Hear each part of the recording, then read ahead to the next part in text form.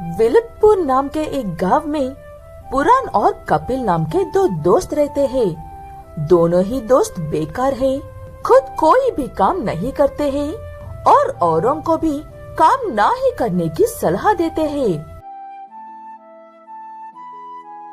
हमें ही देख लो, ये राजा है तो मैं महाराजा हूँ, इससे थोड़ा बड़ा हूँ ना, इसलिए। हमारी बात मानो, इस काम वाम में कुछ नहीं रखा है, हमारी तरह जीना सीख लो। तुम्हारे जैसे हर गांव में सिर्फ 10 काफी है। लोग भूख प्यास से कमजोर होकर यूं ही मर जाएंगे।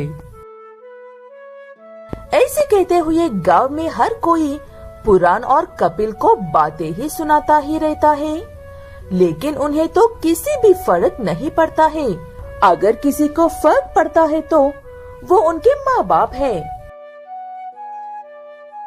आने दो उस गधे को, आज ऐसी डांट लगाऊंगा कि ना चाहते हुए भी उसे कोई ना कोई काम तो करना ही पड़ेगा।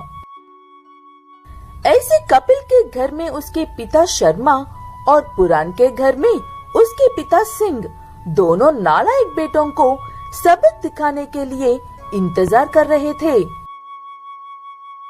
कपिल के पिता एक मछुआरे हैं, इसलिए वो कपिल से भी कुछ भी करके शाम तक मछलियां पकड़कर लेकर आने को कहता है। पुराण के पिता भी कुछ ना कुछ करके उसे पैसे लेकर आने को कहते हैं। मेरे पिता को तो सिर्फ पैसे चाहिए, वैसे भी तू मछलियां ही पकड़ने वाला है ना, मेरे लिए भी थोड़ी सी पकड़ दे भाई। मैं तो सिर्फ राजा हूँ, तू तो महाराजा है ना, तू अपनी मछलियां पकड़ और मुझे अपनी पकड़ने दे। ऐसे कहते हुए पानी के पास गए हुए कपिल को एक छोटी सी शार्क नजर आती है। उसे देखकर कपिल डर जाता है और शार्क शार्क कहकर चिल्लाने लगता है। शार्क शार्क, इस तालाब में शार्क है, बचाओ मुझे। अबे तेरा दिमाग खराब है क्या? शार्क सिर्फ बड़े बड़े समंदरों में रहती है। लगता है काम का नाम सुनकर तेरे दिमाग के फ्यूज बंद हो रहे हैं। ऐसे कहकर तालाब में देखने पर पुराण को भी वो शार्क नजर आती है।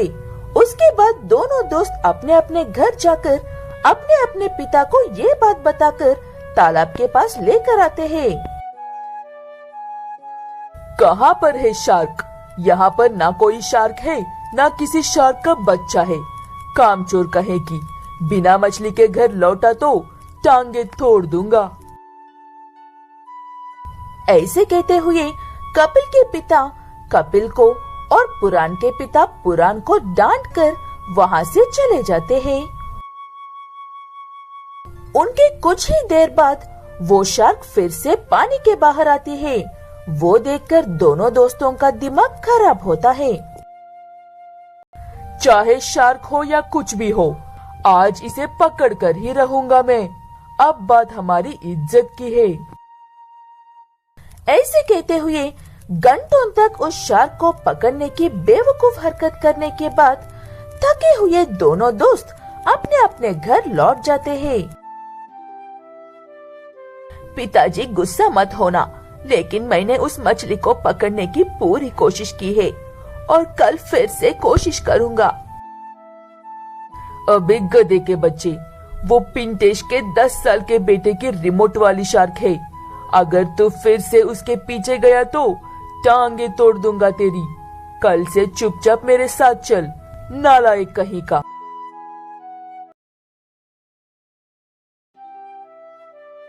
प्रशांतपुर नाम के गांव में जोगिंदर नाम का एक बूढ़ा व्यक्ति रहता है।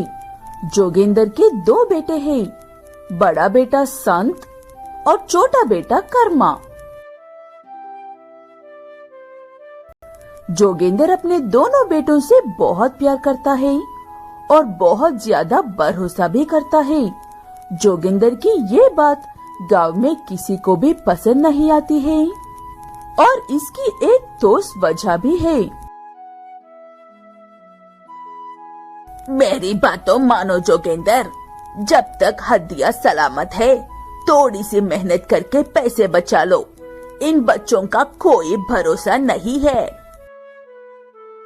मैं अपने हिस्से की मेहनत कर चुका हूँ मंजू।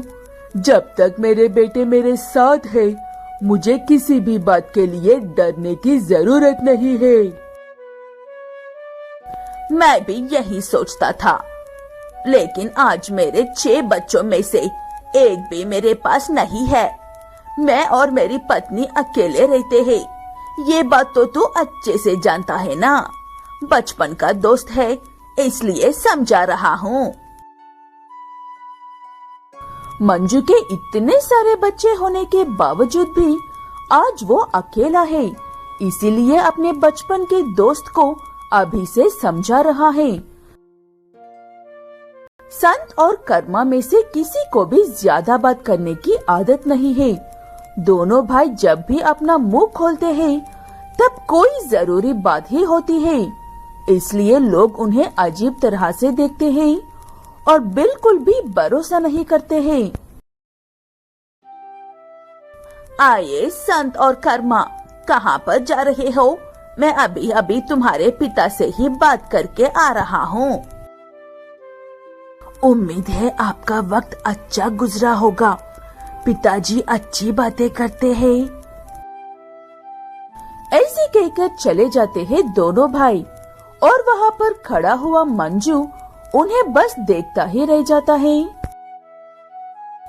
मंजू के मन में उन दोनों भाइयों के प्रति ना जाने क्यों ईर्ष्या होने लगती है और वो कैसे भी करके उन्हें जोगिंदर के सामने बुरा दिखाने की कोशिश करता है। ये दोनों भाई ऐसा कुछ ना कुछ तो करते हुए नजर आएंगे ही है ना। तब पकड़ता हूँ इन्हें। दुनिया में ऐसे कोई नहीं है जो सच्चे मन से अपने माँ बाप की परवाह करता है। ऐसे मंजू अपना हर काम छोड़कर दोनों भाइयों पर ही नजर रखता है। दिन गुजरते जाते हैं, लेकिन मंजू को संत या उसके भाई कर्मा के बारे में कुछ भी पता नहीं चलता है और इसी चक्कर में मंजू के घर के सारा राशन खत्म हो जाता है और पैसे भी।